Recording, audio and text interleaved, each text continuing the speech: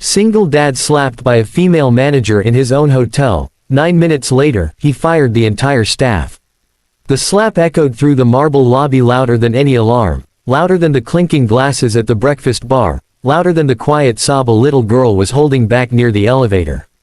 In one sudden, humiliating moment, a tired single father standing in worn shoes was struck across the face by a woman who believed he was nothing more than a nobody who had crossed his limits.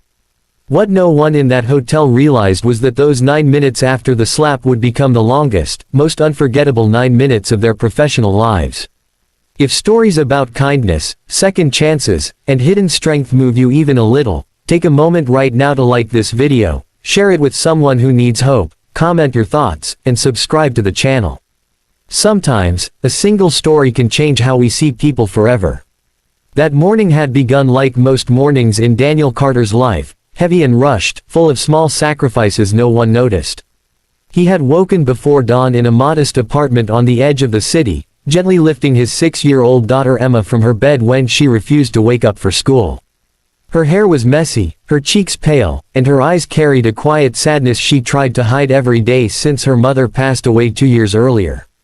Daniel packed her lunch, tied her shoes, and reminded her for the 100th time that he would be back before dinner, even though work often made that promise hard to keep.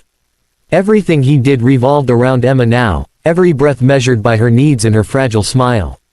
After dropping Emma at school, Daniel drove straight to the hotel downtown, a grand glass and stone building that shimmered in the early light.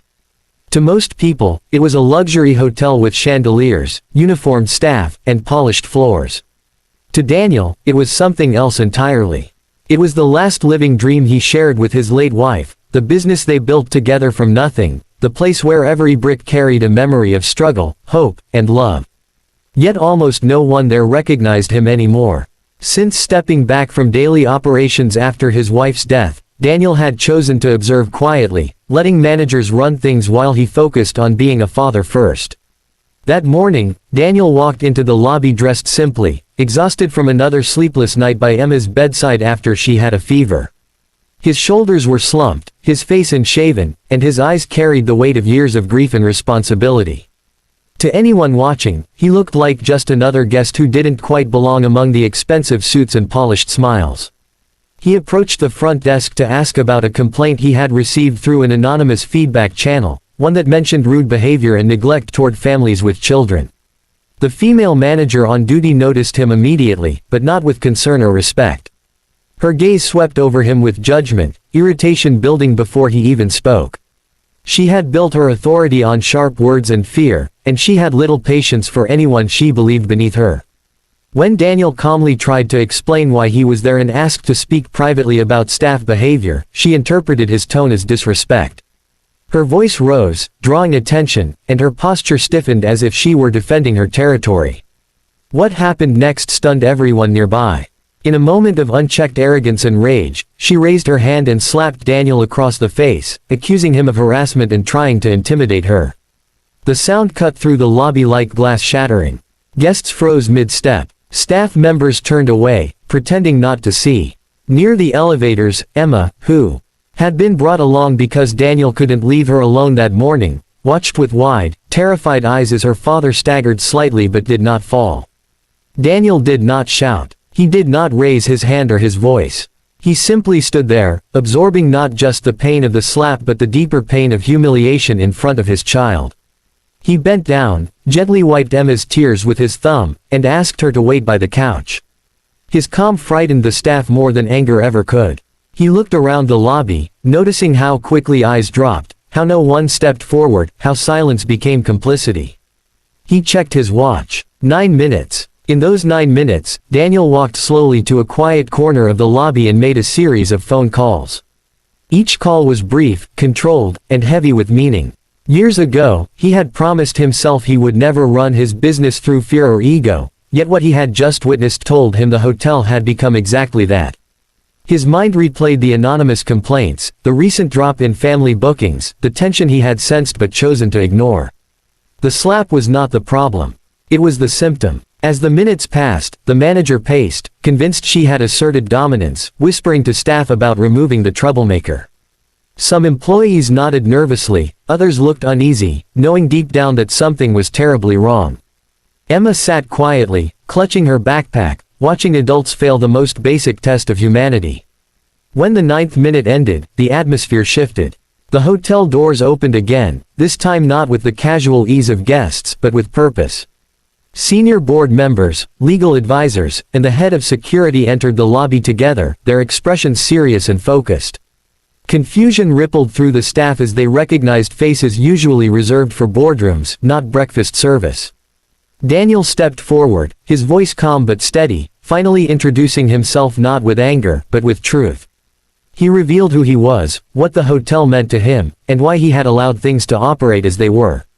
The color drained from faces. The female manager's confidence crumbled into disbelief. Staff members realized in waves that the man they ignored, mocked, and allowed to be assaulted was the owner. What followed was not a dramatic explosion, but something far more powerful. Daniel spoke about respect, about the responsibility of working in a place built on hospitality, and about how cruelty grows when good people stay silent. He addressed not only the manager who slapped him, but every employee who looked away, who accepted a toxic culture because it felt safer than standing up. Then came the decision that would echo through the building long after that day. Daniel terminated the entire on-duty staff, from management to front desk supervisors, effective immediately.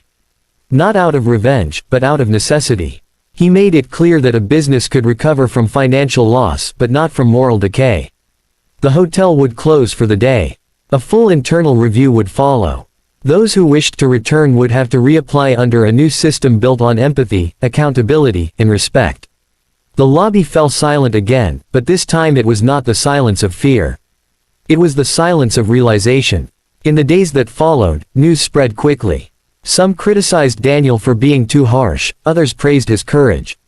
What few people saw was the quiet moment later that night when Daniel sat on Emma's bed, apologizing for what she had witnessed, promising her that being kind did not mean being weak. Emma hugged him tightly, telling him she was proud. In that moment, every difficult choice felt worth it. The hotel reopened weeks later, transformed not just in staff, but in spirit. New employees were trained not only in service, but in compassion. Families were welcomed warmly. Complaints dropped. Bookings rose. More importantly, people felt safe and valued again. Daniel returned to a more active role, not because he loved power, but because he understood now that leadership meant presence. The female manager faced legal consequences and professional accountability, a painful but necessary lesson in humility. Some former staff reached out later, admitting they wished they had spoken up. Daniel listened to them too, because growth often begins with regret. Years later, Emma would tell this story not as the day her father was slapped, but as the day she learned what real strength looked like. A man who did not strike back. A man who protected his values. A man who chose to rebuild rather than destroy. If this story touched your heart even a little, please take a moment now to like the video, share it with someone who believes